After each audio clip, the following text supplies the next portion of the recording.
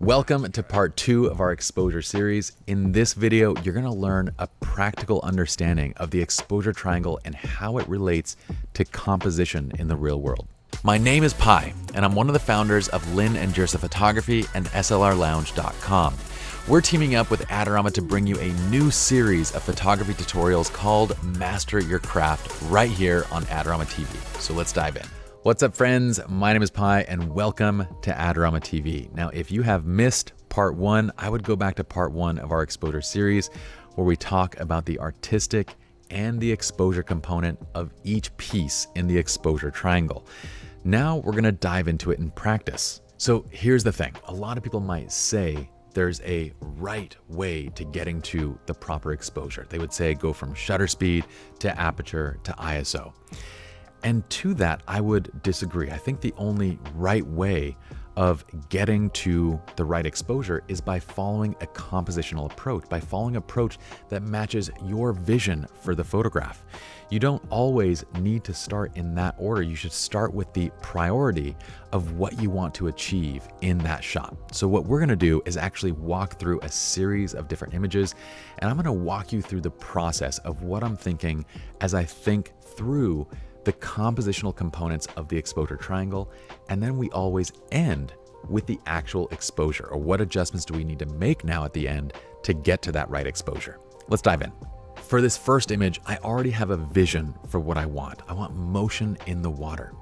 So the first thing that I'm doing is setting the camera up onto a tripod and then dialing in a shutter speed where I get the right amount of motion in the water. I'm not really worried about exposure in these cases, and sometimes the image is overly dark, sometimes it's overly bright. What I'm doing first is just adjusting shutter speed to get the right look. Now at around 1 second is when I achieve the kind of right look in the way that the water is pulling through the frame. That's exactly what I want. Now from here, I know I need to cut down light because we're working in a bright scene and situation, right? I know I need to cut down light, so I jump straight to ISO. I set it to my lowest possible ISO setting. Finally, I get to my aperture. I get to depth of field, right? And in this scene, everything's beautiful. I want everything in focus. I also want to hit that kind of sweet spot of my aperture. So I dial in to f9, which then gives me my histogram, and the histogram is nicely exposed. I have all the detail that I need in the highlights and in the shadows, and everything is good to go. When I walked up to this scene, my first thought here was depth, okay? So I place my subject into the scene, and the first thing I'm thinking is I want to shoot this at a wide open aperture because I want my subject to be sharp, but I don't necessarily want to see all of the text in clear visibility on the front and back magazine racks. So I want some blur there to have some depth and be able to kind of close off some of that busyness. I like the look of the background, but if everything were sharp in this scene, it's going to be a very, very busy shot. So I begin by setting my aperture to f1.4 on my Sigma 50 art lens. From there, my ISO was already at 100, so I just left it there. It's a fairly bright day, no need to adjust it beyond that lowest native setting unless I need to. After that, I'm looking towards shutter speed, and I'm using shutter speed now just to simply finish off the exposure, to again get to that place where I have all of my details in the highlights and no clipping in the shadows, and I land roughly around 1/500 of a second. Now, once I get there, this is where I'll pause for a moment and say, is 1/500 fast enough if there's expressions, or basically for whatever shot that I'm taking? For this, I'm worried about expressions, smiles, those kind of things, and 1/500 is fast enough to freeze those types of moments. So I'm good to go. This next shot is a bit of a mix, okay? So as soon as I approached the scene and kind of saw my angle, I said to myself, I want some depth of field, but I also want my foreground to be a bit blurred so it kind of leads into my subjects. I'm thinking a few different things. I also know that my subjects are backlit, so closing down my aperture a bit is going to help with the bloom.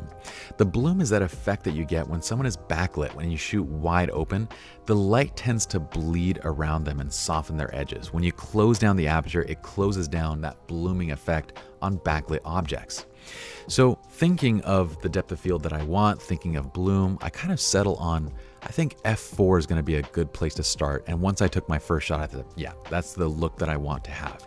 Now from there, I know my next goal. It's a backlit scene. I want to be able to have as much dynamic range as possible. So high dynamic range, I'm going straight over to ISO and I'm dropping it to the lowest native ISO setting. For this camera, it was ISO 100. From there, shutter speed is really an afterthought again, okay? So I'm using shutter speed simply to get to the right exposure. And at 1/200 of a second, I'm getting to an exposure where that histogram is maxed out. I have all the detail in my shadows, most of the detail in my highlights, and I'm good to go. Once again, do that final gut check at 1/200 and say, is this gonna be quick enough for how I'm shooting this image? Is it gonna be fast enough to get something sharp? I know my subjects are still, I'm coming down low, I'm holding still. 1/200 is plenty quick to pull off this shot, so I'm good to go. This image is another one of those in-between moments. I know for this photograph, I want the groom's face to have some detail to it, to have detail in the profile, so I can recognize who he is in looking at the photograph. If we shoot too wide open, that foreground becomes too abstract. It looks like a big block and you can't really see it. I also know I want my subject, the bride, she's the primary subject of this shot, I want her to be tack sharp. So once again, when I want to fall in that sweet spot, well, I'm here landing right around f4 again. I test the look and I see, okay, I have a good amount of detail in his face still. I have great sharpness. It looks good overall. Now this time I actually jump straight to ISO. This is one of those things that I actually mentioned in the last video. Sometimes I'll use ISO for artistic control to sort of soften the image and reduce a bit of the detail and add a little bit of subtle grain. I do this a lot when I know the final intention is a film-like look or a black and white where I want to have some sort of grain and softness. And that's exactly where I'm taking this final image. In fact, I'm adding even a little bit more grain in post. And I find that when I do that, when I shoot with that intention with my ISO setting, I get to a better and more organic look in post after taking it there. So my next adjustment is ISO. I get to 400, that's usually the kind of my sweet spot for that kind of subtle amount of grain without killing too much detail and still having good dynamic range. Again, this is gonna vary based on your camera, so just kind of understand the details and nuances of your camera by practicing it. That's when I turn to shutter speed. And once again, that's really an afterthought. I set it to 1/320th of a second just to ensure that it's quick enough that I'm holding the camera up, and while I'm holding it up, I can get a good shot at a sharp image, even though the camera is away from my body. All right, so the next 3 images, these are of my kids. This is part of our quarantine fun. And I want to do these spray shots with the hose firing up in the air, and then the sun is kind of coming just over our wall and backlighting that water against the darker background. So really my primary thought here is shutter speed. I need a fast enough shutter speed to freeze small particles of water, and motion in water, you generally want to be around, well, as fast as you can go. 1/4000th is great, 1/8000th is better, okay? So I start at 1/4000th of a second, and then that's when I drop my aperture to f2.8. I'm actually shooting these on the Fujifilm X100V. Fantastically powerful little camera. I noticed that at 1/4000th and f2.8, I begin to push my ISO up to get to that right exposure because the image is far too dark with those settings. I'm already at ISO 800 and I'm still about a stop underexposed. Now, I have barely played with this camera, so I know that it probably handles low light very well, but I haven't seen it for myself yet. So I'm a little weary about pushing it to 1600 ISO for these shots, even though I know it's probably gonna be fine. So instead, I think, I can shoot this at 800 ISO instead of going to 1600 ISO. What I'll do is drop my shutter speed to 1/2000th of a second. That's still gonna be fast enough to freeze most of the droplets, at least mostly.